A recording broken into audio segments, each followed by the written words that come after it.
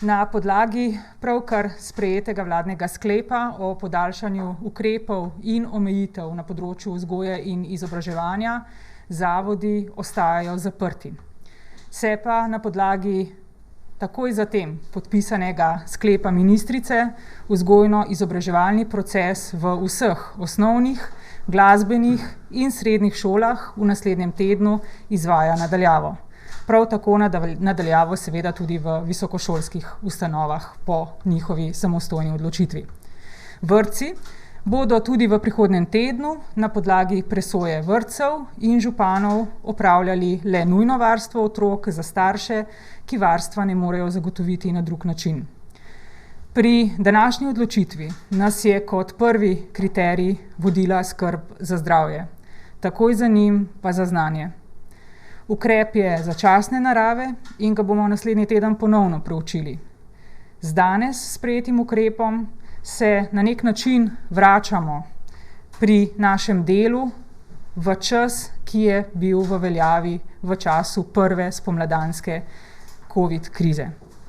Verjamem, da se bomo vsi skupaj z razumevanjem in medsebojno pomočjo ter lastnim, odgovornim, preventivnim vedenjem znali uspešno odzvati in pomagati k izboljševanju epidemiološke slike v celotni državi ter v šolskem in vrtčevskem prostoru.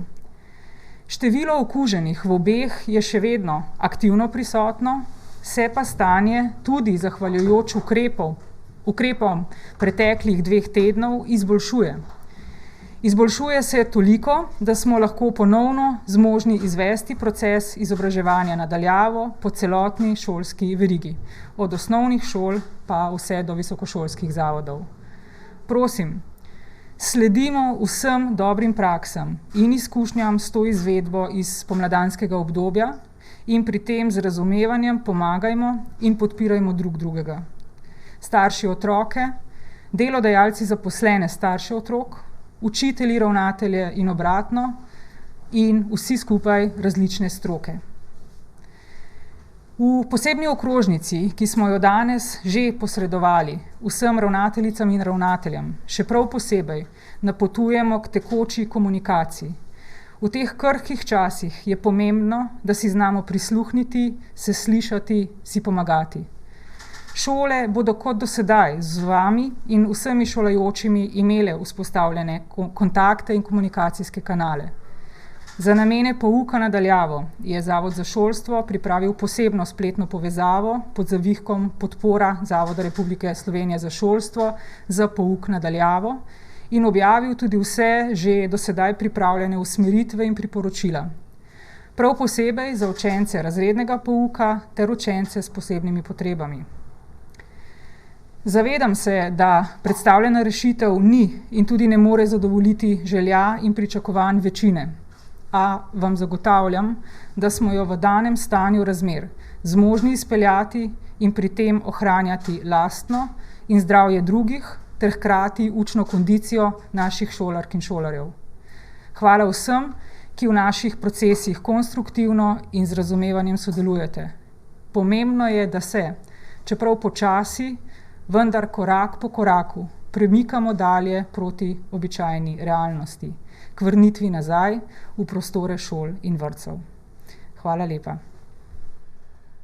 Najprej moram seveda reči, da mi je ob današnjih predstavitvah sprememb kar malce nerodno. Nerodno zato, ker se ob tem, ko sem dobil na mizo strani pravne službe, kaj je treba v odloku spremeniti, najprej vprašal, ali v Sloveniji še obstaja zdrava pamet. Zdrava pamet in pa ali smo res zašli tako globoko v birokracijo, da moramo take spremembe delati. Torej, naj vam povem, da uvodoma, da odlok o začasni omejitvi gibanja in zbiranja ljudi ostane v veljavi tako, kot je, torej se podaljšuje, v njem pa so nekako zapisane 3 spremembe. Ne smejte se, ko bom razložil, katere. Torej, najprej je sprememba, na katero nas je opozoril varuh človekovih pravic, ki je povedal, da je tam, ko smo zapisali, da so tisti družinski člani, ki so upravičeni, da skupaj potujejo z nami, lahko otrok, zakonski otrok, posvojenec, otrok, ki živi na podlagi preživnine, da ta dikcija ni ustrezna, da je potrebno zapisati samo otrok. Torej sedaj v odloku piše samo otrok.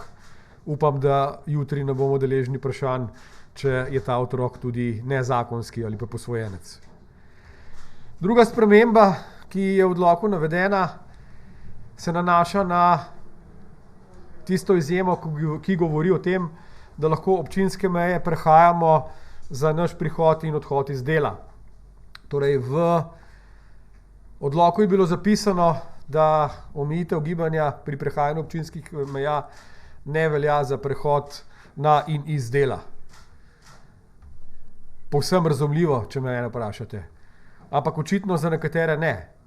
Torej, postavilo se je vprašanje, ali torej, če lahko odidem na delo in iz dela pridem domov, ali lahko, če storim le prvo, iz dela sploh odidem. Torej, sedaj je jasno napisano, da lahko odidete na delo, da lahko iz dela odidete in da lahko tudi pridete domov. Tudi to smo bolj jasno zapisali. In tretja zadeva, ki pa nekako na nek način debirokratizira tiste naše izjave, ki so nekako v odloku predpisane, pa se nanašajo na to, da vkolikor cel mesec hodite v službo ali pa cel teden hodite v službo in imate od delodajalca potrdilo, da seveda to dejavnost opravljate, torej hodite vsak dan na in iz dela, vam vsakodnevno ni potrebno izpisovati nove izjave. Meni to povsem logično, ampak zdaj je to še posebej zapisano. Torej, če vam bo delodajalec napisal, da cel teden hodite v službo in iz službe ali pa da to opravljate cel mesec, če vam bo pa dodal v to izjavo delodajalec tudi tiste 2-3 elemente, ki so na naši izjavi že prednapisane, vam pa celo naše izjave ni potrebe posebej izpisovati. Torej, tudi tu smo zadevo debirokratizirali. Mogoče je smešno, ampak očitno živimo v državi, kjer je potrebno res napisati vse. Po tistem, ko je ena od zdravnic spraševala, da v odloku ni našla zapisa, ali lahko sama hodi na Triglav brez maske, se tudi tem vprašanjem ne čudim več. Tam je to spraševala zdravnica. Naslednji odlok, ki bi ga izpostavil, je seveda odlok, ki se navezuje na kontrolo oziroma prehajanje državnih meja. Tudi ta odlok se zgolj podaljšuje.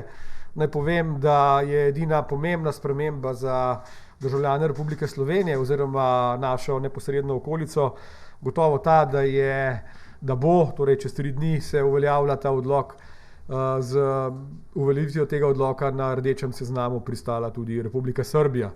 Torej vsem tistim, ki bodisi delate tam oziroma ki prihajate to območje, pozor, Republika Srbija je od nedelje zvečer, od ponedeljka na rdečem seznamu.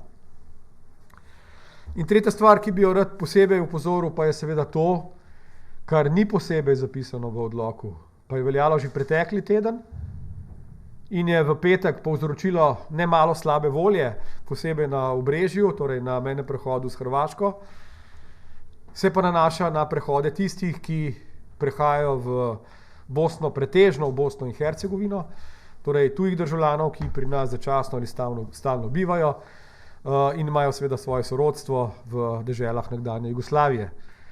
Torej, za njih veljajo povsem enake omejitve, kot veljajo za slovenske državljane. Torej, ko boste prišli na mejo in tam na meji ne pokazali enega od razlogov za prehod občinskih meja, boste kaznovani.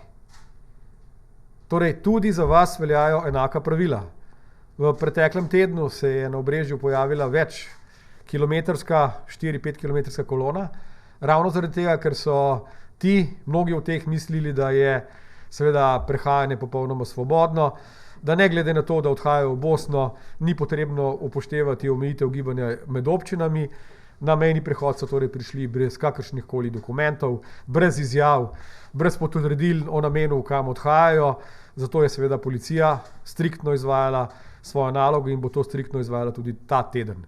Torej, vsem pa seveda polagam globoko na srce, tako Hrvaška, Bosna, Srbija, Avstrija, manj Italija je v izrazitem drugem valu epidemije, vse okoli nas je rdeče, vsa nenujna potovanja odsvetujemo, zato odsvetujemo tudi ta potovanja, torej teh ljudi, ki mislijo, da lahko ali pa da je potrebno tedensko migrirati v republike nekdanje Jugoslavije, da se tega vzdržijo in tega ne počnejo. Povsem na koncu naj povem še to, da je skladno z vsemi navodili, ki jih policija ima, bilo v preteklem tednu v smislu nadzora izvedeno kar precejšnje število identifikacij, kaznovanj, bodisi predlogov zdravstvenim inšpektorjem, je pa v odloku dodano tudi to, kar smo napovedovali, to pa je precej vsebinska sprememba, torej poleg policije, zdravstvenega inšpektorata lahko seveda kontrolo nad temi prehodi izvajajo tudi občinska redarstva. Zdravstvena slika je še vedno zelo resna, zato je pomembno, da se vsi držimo preventivnih ukrepov. Vlada dobro razume stisko podjetnikov in tudi v teh pogojih epidemije vsakodnevno išče ravnotežje med zahtevami zdravstva ter priporočil zdravstvene stroke in omogočanja delovanja gospodarstva v varnih pogojih. Danes je vlada na predlog ministra Počivalška soglasno podprla sprostitev nekaterih dodatnih dejavnosti, pri tem pa je določila zelo jasne pogoje za njihovo izvajanje. Z jutrišnjim dnem se dovoli izvajanje naslednjih dejavnosti, pri katerih obstaja zaradi narave dela zelo majhna možnost prenosa okužbe.